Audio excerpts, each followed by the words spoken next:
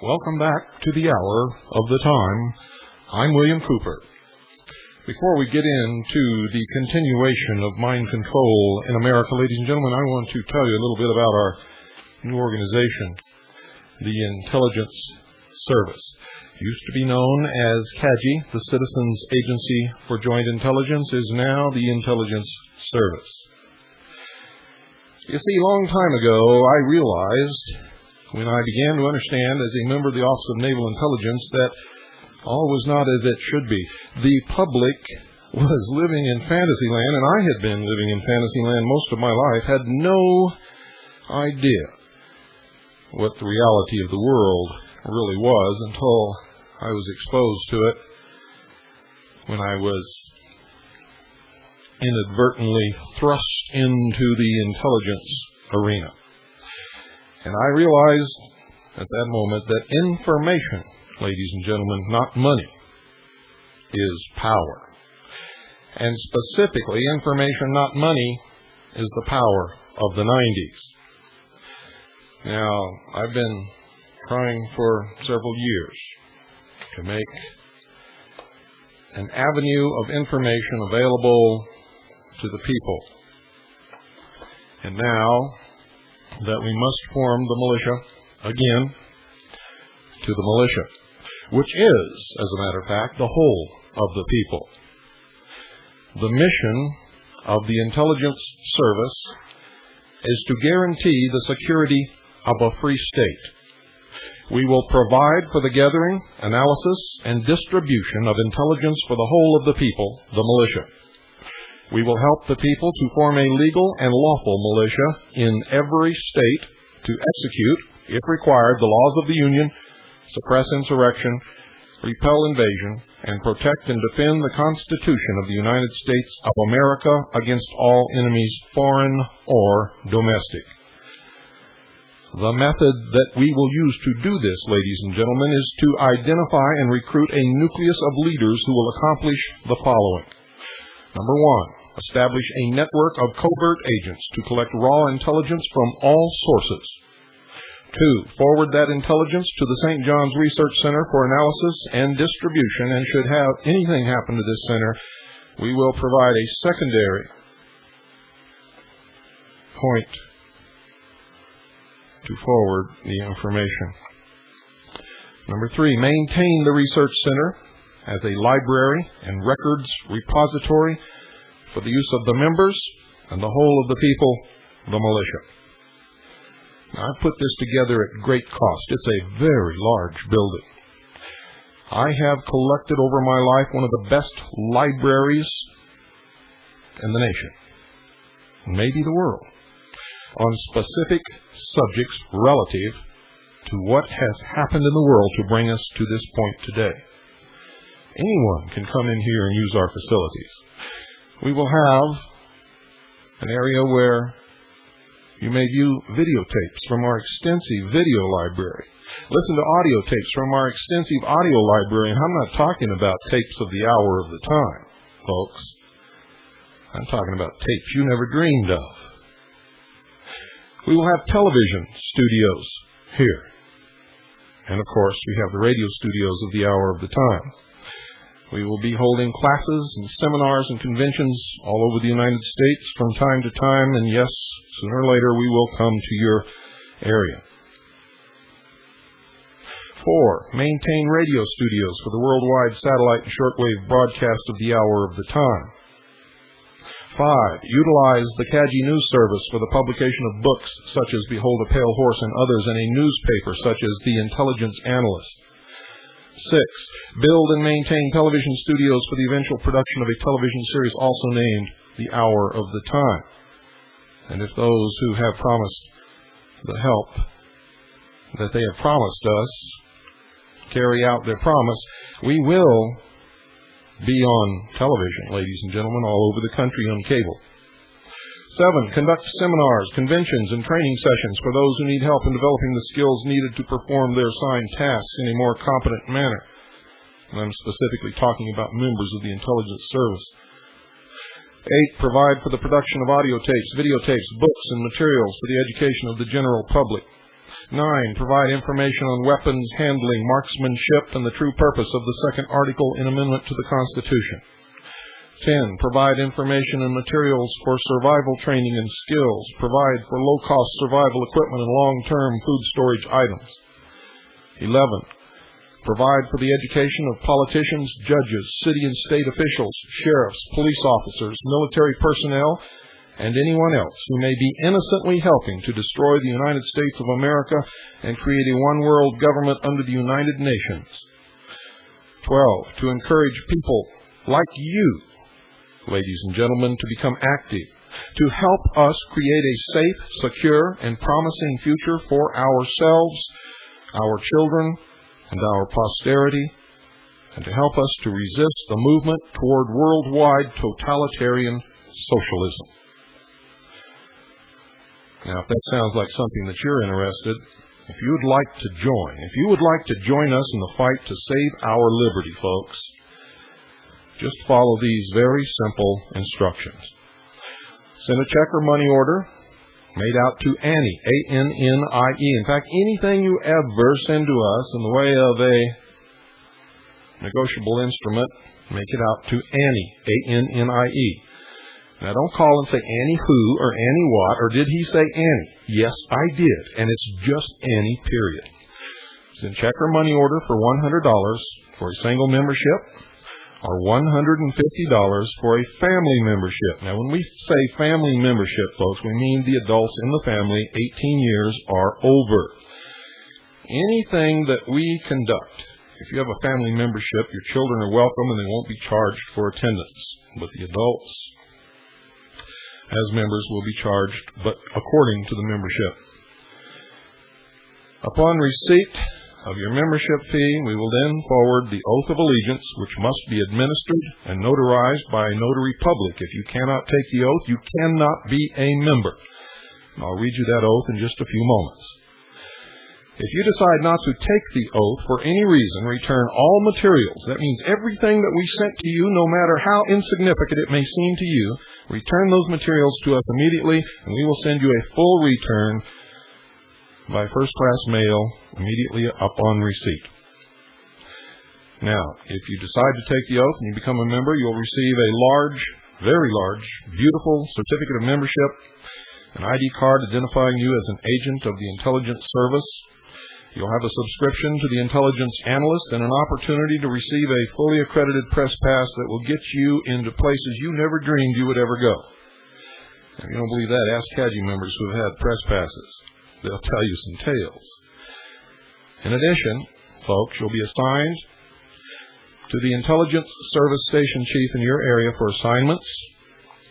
Now remember, this isn't too much different from CAGI, but there are some differences, and it's a lot better when we put it that way. But you'll be assigned to the intelligence service station chief in your area for assignments. You'll be given a rank equivalent to the highest military rank you held if you were in the military, or a rank equal to your ability to perform as an intelligence operative. All members will be eligible for promotion based upon merit. Senior agents already in service, folks, have been appointed as station chiefs. Others will be promoted as the need arises.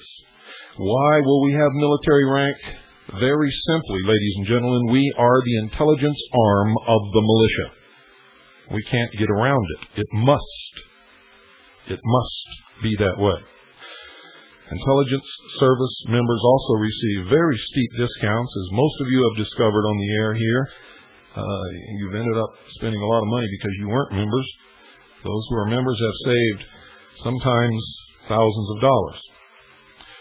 Intelligence service members receive steep discounts on seminars, conventions, books, audio tapes, videotapes, food packed especially for long-term storage, survival and militia equipment, and much, much more than we can tell you here in just these few minutes. In fact, just one purchase could make up for your entire membership fee. Most of you know that. Some of you new listeners may not. Now I'm going to read you the oath so that you'll know exactly what it is and that there's no hidden agenda here. This is the oath of the Intelligence Service. And I quote, I do affirm with free will and full knowledge that I will carry out to the best of my ability all legal and lawful instructions of the officers of the Intelligence Service, and that I will gather by any and all legal and lawful means information from all sources. I will provide for the free flow of information to the militia of the several states of the Union. If required, I will protect and defend the Constitution of my state, execute the laws of the Union, suppress insurrection, and repel invasion. I will protect and defend the Constitution of the United States of America from all enemies, foreign or domestic. For the support of this oath, with a firm reliance on the protection of divine providence, I pledge my life, my fortune, and my sacred honor. End quote. Now, for those of you who've been asking, let me give you just a little information about the convention coming up, August 1st through the 5th, the first week of August. We are having a convention here in St. John's, Arizona. In fact, it's the first in a series of seminars and conventions to be conducted in many locations throughout the nation. The main goal, ladies and gentlemen, is to train our agents and our journalists in the fine art of gathering raw intelligence. At this convention, you will become acquainted with the research library, records repository, the radio and television studios of the hour of the time, the use of computers to gather and disseminate information, survival and weapons skills, and information from several surprise guest speakers whom we will not reveal until the convention begins. A day will be spent on the range with various weapons and with the long-range rifle. CAGI and Intelligence Service members, folks, will have a much needed opportunity to meet, communicate, and get to know each other, and this is something that they have wanted to do for a long time.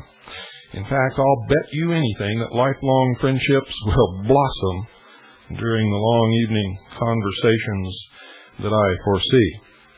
In fact, you may find yourself sitting around a campfire under the clear, star-studded Arizona sky. And if you've never seen the Arizona sky, you are in for a great treat. I guarantee, folks, it's going to be an experience you will treasure for the rest of your life. The hour of the time, live every night. 5 full days and nights of fun and education with active people who think just like you.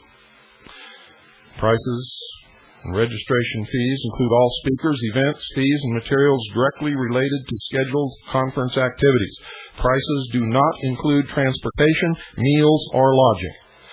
We recommend that you bring a sleeping bag and some warm clothing and some insect repellent for the camp out, as we are the lowest elevation is 5,600 feet and goes all the way up to over 9,000 feet. And it's sometimes very cool at night.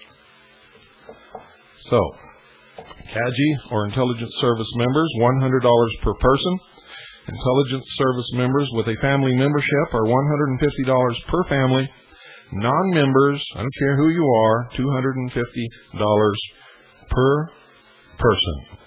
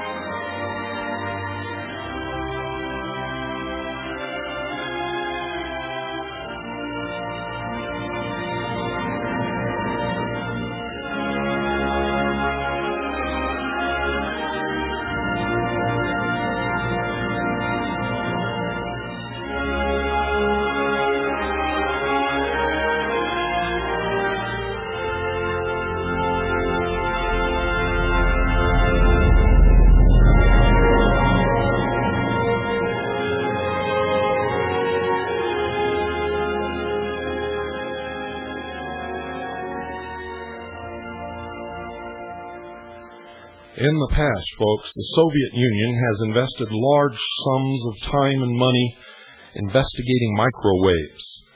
In 1952, while the Cold War was showing no signs of thawing, there was a secret meeting at the Sandia Corporation in New Mexico between United States and Soviet scientists involving the exchange of information regarding the biological hazards and safety levels of electromagnetic radiation.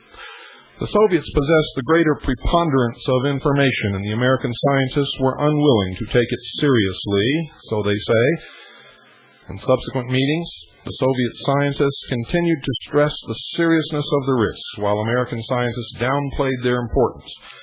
But shortly after the last Sandia meeting, the Soviets began directing a microwave beam at the United States Embassy in Moscow, using embassy workers as guinea pigs for low-level electromagnetic radiation. Washington, D.C., folks, was very oddly quiescent regarding the Moscow embassy bombardment. Discovered in 1962, the Moscow signal was investigated by the Central Intelligence Agency, which hired a consultant, Milton Zarrett, and codenamed the research project Pandora. According to Zarrett, the Moscow signal was composed of several frequencies and was focused precisely upon the ambassador's office. The intensity of the bombardment was not made public, but when the State Department finally admitted the existence of the signal, it announced that it was fairly low. There was a consensus among Soviet electromagnetic radiation researchers that a beam such as the Moscow signal was destined to produce blurred vision and loss of mental concentration. The Boston Globe reported that the American ambassador had not only developed a leukemia,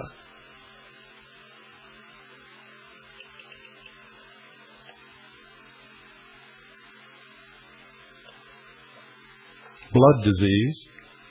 Let me read that again for you. The Boston Globe reported that the American ambassador had not only developed a leukemia-like blood disease, but also suffered from bleeding eyes and chronic headaches.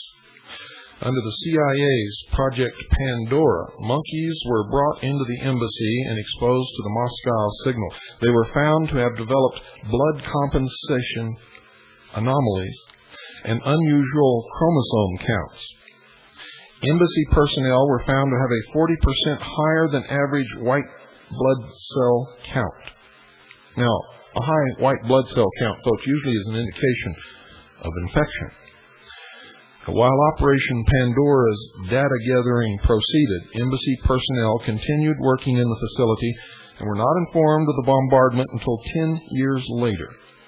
Embassy employees were eventually granted a 20% hardship allowance for their service in an unhelpful post. Throughout the period of bombardment, the Central Intelligence Agency used the opportunity to gather data on psychological and biological effects of the beam on American personnel. The United States government began to examine the effects of the Moscow signal, and the job was turned over to the Defense Advanced Research Projects Agency, known as DARPA. DARPA was developing electromagnetic weaponry. We have reason to believe that they've been working with electromagnetic propulsion and weaponry ever since the end of World War II. The man in charge of the DARPA program, Dr. Jack Verona, is so important, folks, and so secretive that he doesn't even return the president's telephone calls.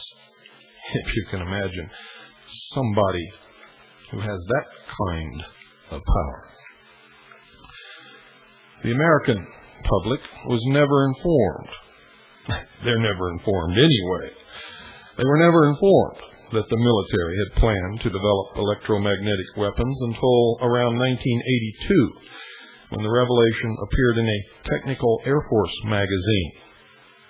The magazine article stated, and I quote, "Specifically generated radio frequency radiation, or RFR fields, may pose powerful and revolutionary anti-personnel military trends."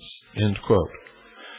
The article, folks, indicated that it would be very easy to use electromagnetic fields to disrupt the human brain because the brain itself was an electrically mediated organ.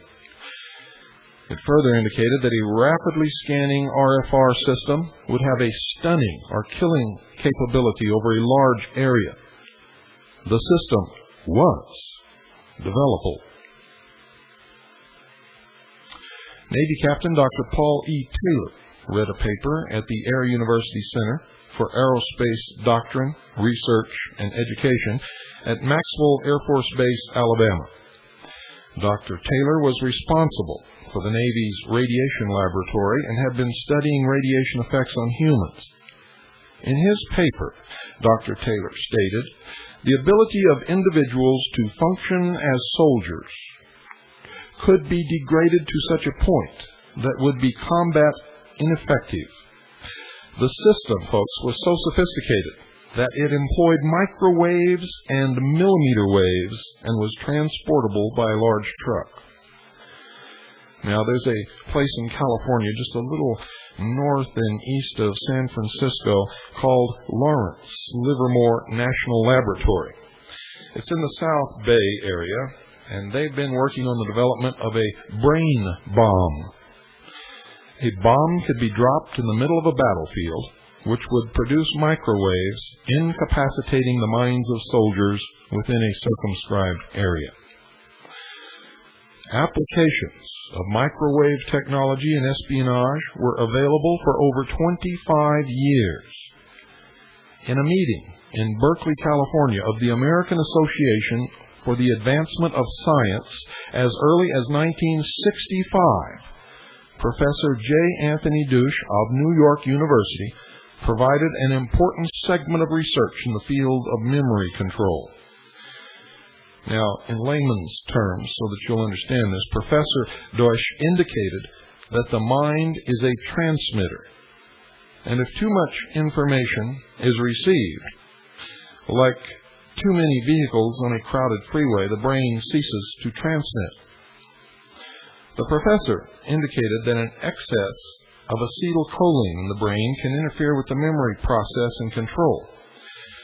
He indicated excess amounts of acetylcholine can be artificially produced through both the administration of drugs or, get this, the use of radio waves.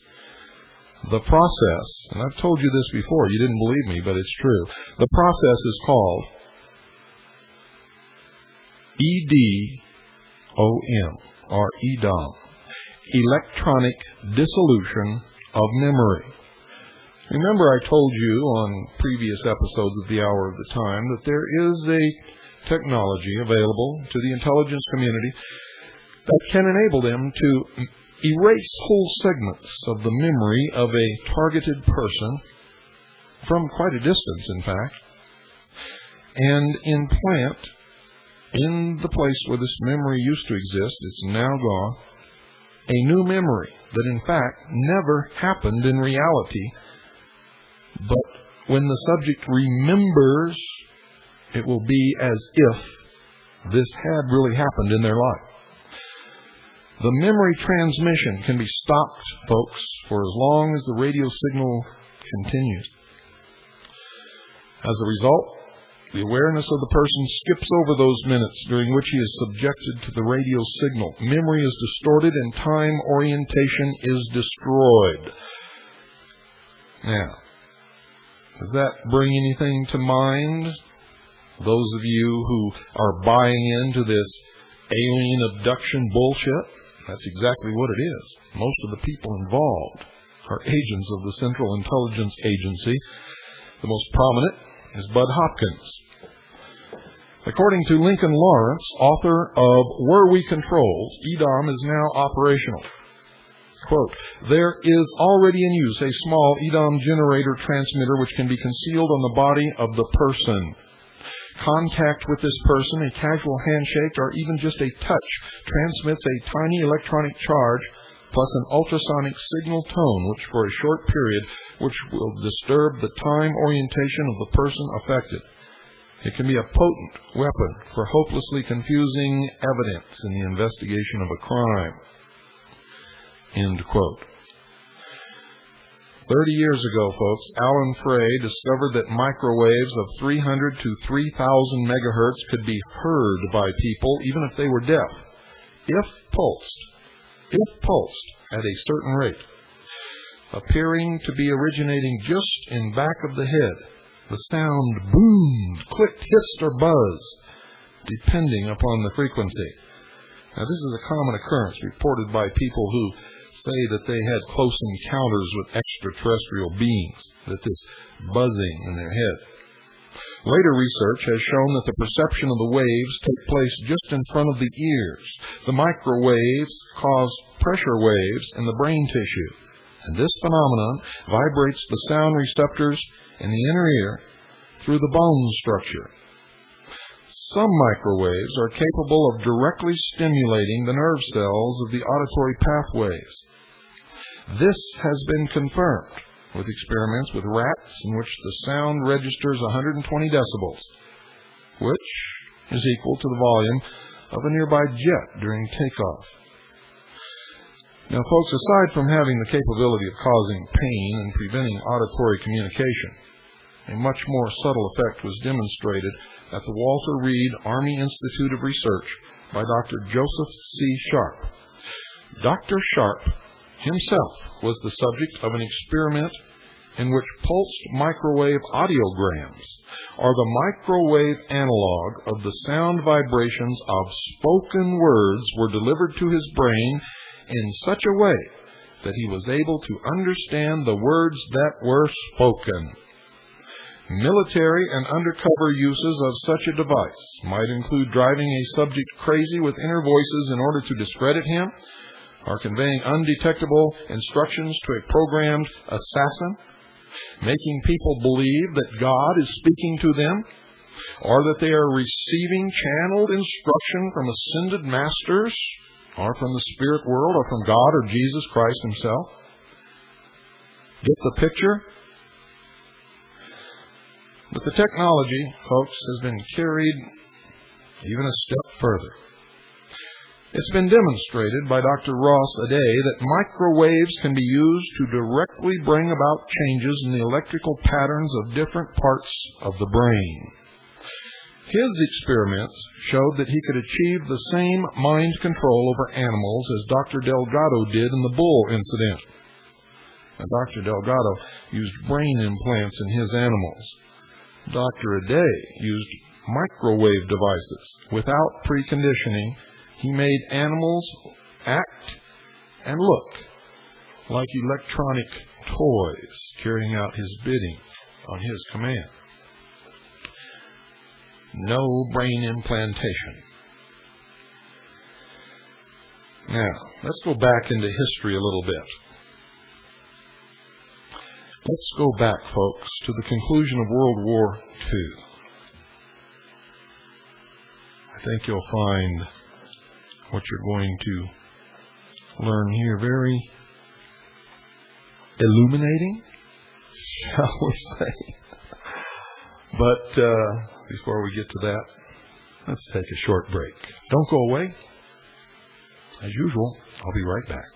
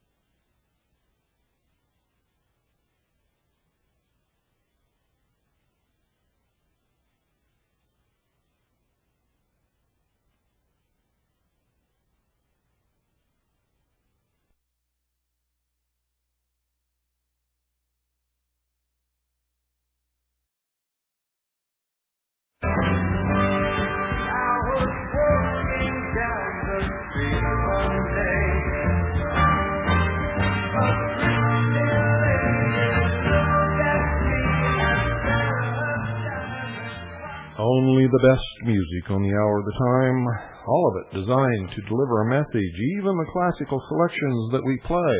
If you research the name of these selections, or what piece it appeared in, or what opera it was a part of, or if you can understand Italian, in the case of some of the things, and listen to the lyrics, then you know. And of course, if you understand English, you know that everything we play in English has a message. Everything we play has a message. The hour of the time is an instrument to deliver a message of magnificence, of warning, of preparation for the future, of what mankind could be rather than what he is, what we are always that most of us fail to recognize that keeps us from living up to our full potential. And of course, there are always those who believe that they have to manipulate everyone else in order to bring about the world that they feel is best for everybody. I am a messenger. You may not like me, or you may not like the content of my message, but you had better not ignore it, ladies and gentlemen. You will see in the future how serious this is. Now, part of the message of this program is you need to prepare for the future. We are on the brink of a total breakdown of all levels of society in this country. And I'm telling you right now, things have not changed. Things are not going to change. They're going to get worse, as you can see every single day. We are headed for a lot of bloodshed, unfortunately. It's always been the aim of the hour of the time to prevent that, but I see no way that any prevention is going to occur at this late state of the game. And it is a game being fought out by two terribly powerful forces, the forces of good and the forces of evil. One of the ways that you must prepare, ladies and gentlemen, is economically.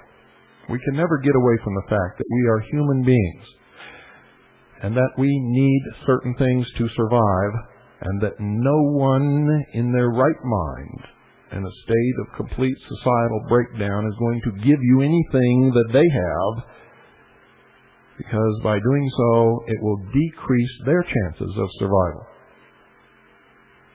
Now, there may be some people who have enough to be able to do that, but most people don't and won't. In fact, most people won't have near what they need for themselves, much less be able to take care of those of you who are too lazy, too stupid, too ignorant,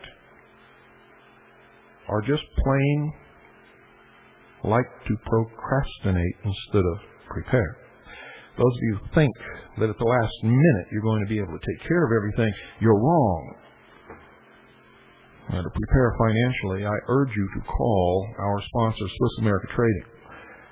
Ask them what they can do to help you prepare for what is coming.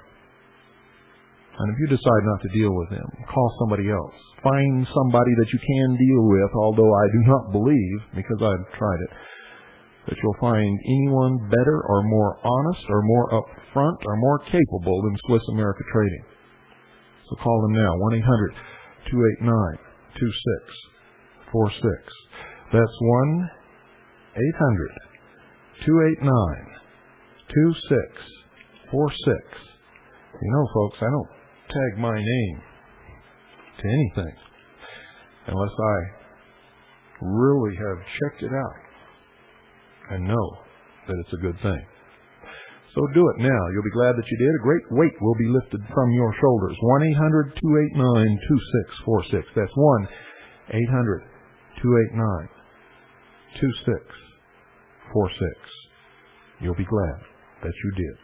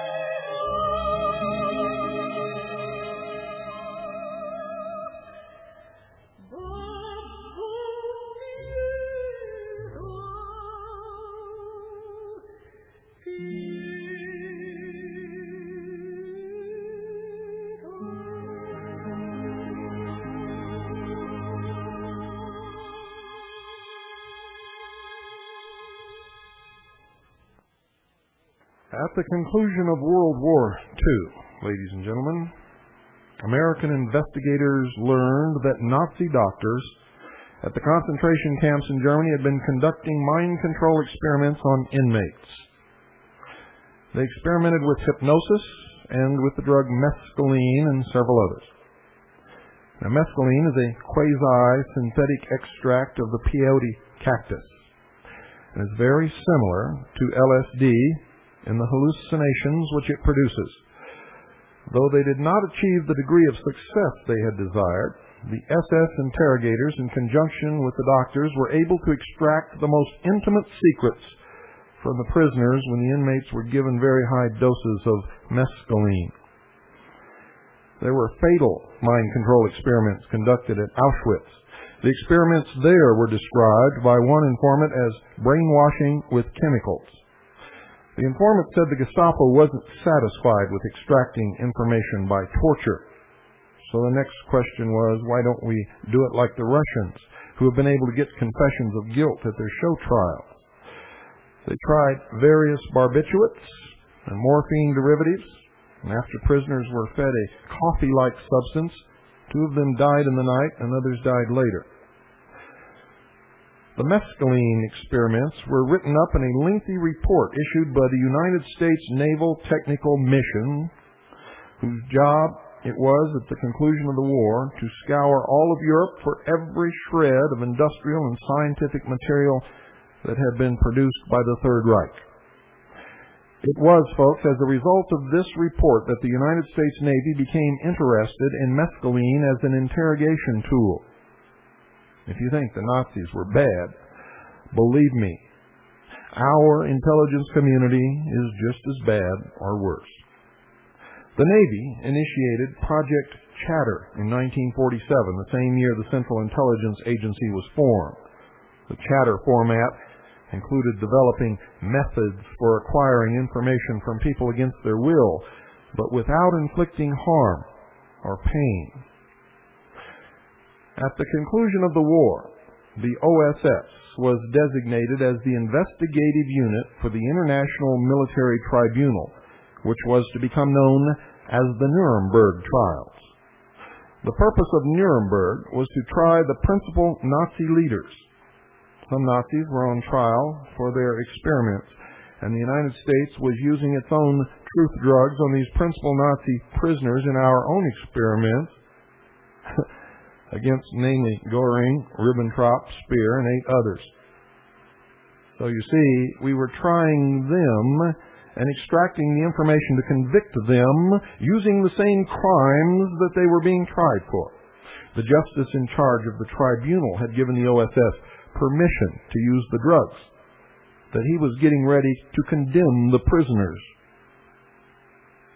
for using. The Dachau doctors who performed the mescaline experiments also were involved in aviation medicine. The aviation experiments at Dachau fascinated Heinrich Himmler. Himmler followed the progress of the tests, studied the findings, and often suggested improvements. The Germans, you see, had a keen interest in several medical problems in the field of flying. They were interested in preventing pilots from slowly becoming unconscious as a result of breathing the thin air of the high altitudes, and there was interest in enhancing night vision, and we had the same interests ourselves. The main research in this area, folks, was at the Institute of Aviation in Munich, which had excellent laboratories. The experiments in relationship to the Institute were conducted at Dachau. Inmates had been immersed in tubs of ice water with instruments placed in their orifices in order to monitor their painful deaths. Dr. Hubertus Strughold, who ran the German aviation medicine team, confirmed that he had heard humans were used for the Dachau experiments. Hidden in a cave in Heilin were files recording the Dachau experiments, which were recovered after the war. On May 15th, folks, 1941, Dr. Sigmund Rascher wrote a letter to Himmler requesting permission to use the Dachau inmates for experiments on the physiology of high altitudes. Rascher lamented the fact that no such experiments have been done using human subjects, and he said this, and I quote, The experiments are very dangerous, and we cannot attract volunteers, end quote. He told this to Himmler, and his request was approved. Dachau was filled with communists and social democrats, Jews, Jehovah's Witnesses, gypsies, clergymen, homosexuals, Poles, and people just plain critical of the Nazi government. Upon entering Dachau, prisoners lost all legal status. Their hair was shaved off, all their possessions confiscated, they were poorly fed, and they were used as slaves for both the corporations and the government. It was a labor camp. The SS guards, as most people placed in positions as God above other people, were brutal and sadistic. The idea to test subjects at Dachau was really the brainchild of Erich Hipke, chief surgeon of the Luftwaffe. Between March and August of 1942, extensive experiments were conducted at Dachau regarding the limits of human endurance at high altitudes. These experiments were conducted for the benefit of the German Air Force. These experiments took place in a low-pressure chamber in which altitudes of up to 68,000 feet could be simulated. The subjects were placed in the chamber and the altitude was raised. Many inmates died as a result. The survivors, folks, often suffered serious injury. One witness at the Nuremberg trials, Anton Pascheleg, who was sent to Dachau in 1942, gave an eyewitness account of the typical pressure test. And he said this, and I quote, "The Luftwaffe delivered a cabinet constructed of wood and metal. It was possible in the cabinet to either decrease or increase the air pressure. You could observe through a little window the reaction of the subject inside the chamber. The purpose of these experiments was to test human energy and the subject's capacity to take large amounts of pure oxygen and then to test his reaction to a gradual decrease in oxygen. I have personally seen through the observation window of the chamber when a prisoner inside would stand a vacuum until his lungs ruptured. Some experiments, folks, gave men such pressure in their heads that they would go mad and pull out their hair in an effort to relieve the pressure." They're talking about the same thing that happens to a diver when he decompresses too fast. These people in this pressure chamber actually were given the bends. They would tear their heads and face with their fingers and nails in an attempt to maim themselves in their madness. They would beat the walls with their hands and head and scream in an effort to relieve pressure in their eardrums. These cases of extreme vacuums generally ended in the death of the subjects. The former prisoner also testified, quote, "An extreme experiment was so certain to result in death that in many instances the chamber was used for routine execution purposes rather than an experiment," end quote. Now that statement is doubtful. It has no corroborating evidence, and doctors generally did not engage in executions. A minimum 200 prisoners were known to have died in these experiments total during the entire war, ladies and gentlemen. The doctors directly involved with the research held very high positions. Karl Brandt was Hitler's personal doctor. Oskar Schroeder was the chief of the medical services of the Luftwaffe. Karl Gebhardt was chief surgeon on the staff of the Reich Physician SS and Police and German Red Cross president. Joachim Mrugowski was chief of the Hygienic Institute of the Waffen-SS. Helmut Poppendick was a senior colonel in the SS and chief of the personal staff of the Reich Physicians, SS, and Police. Siegfried Ruff was the director of the Department of Aviation Medicine. So if you think because a doctor took the Hippocratic Oath and he has pledged his life to help those in pain and suffering, if you think that these people will not perform experiments that will result in the death of the subject, you are wrong. Now we've concentrated here on German experimentation in World War II because it's well known. And we've also talked to you and given you proof and reference to experimentation done in the United States and Canada on human guinea pigs that resulted in death conducted by doctors, psychiatrists, and psychologists. These people will do what they're told. The first guinea pig, human guinea pig, in these experiments in Germany was a 37-year-old in good health. Himmler invited 40 top Luftwaffe officers to view a movie of an inmate dying in the pressure chamber. After the pressure chamber tests, the cold treatment experiments began. They consisted of immersing inmates in freezing water while their vital signs were monitored. The goal, folks, was to discover the cause of death. Heart failure was the answer. An inmate described the procedures. Quote, "The basins were filled with water and ice and was added until the water measured 37.4 degrees Fahrenheit, and the experimental subjects were either dressed in a flying suit or were placed in the water naked. The temperature was measured rectally and through the stomach. The lowering of the body temperature to 32 degrees was terrible for experimental subjects. At 32 degrees, the subject lost consciousness. They were frozen to 25 degrees. The worst experiment was performed on 2 Russian officer POWs. They were placed in the basin naked. Hour after hour passed, and while usually after a short time, just 60 minutes, freezing had set in, these 2 Russians were still conscious after 2 hours. After the 3rd hour, one Russian reportedly told the other, 'Comrade, tell that officer to shoot us.' The other replied, 'Don't expect any mercy from this fascist dog.' Then they shook hands and said goodbye. The experiment lasted at least 5 hours until death occurred. Of course, they lost consciousness long before that.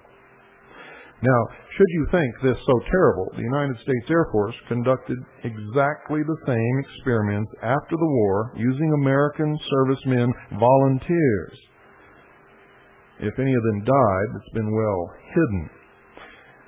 Usually they took them out of the water when the vital signs demonstrated that they were approaching the point of no return. Dry freezing experiments were also carried out at Dachau.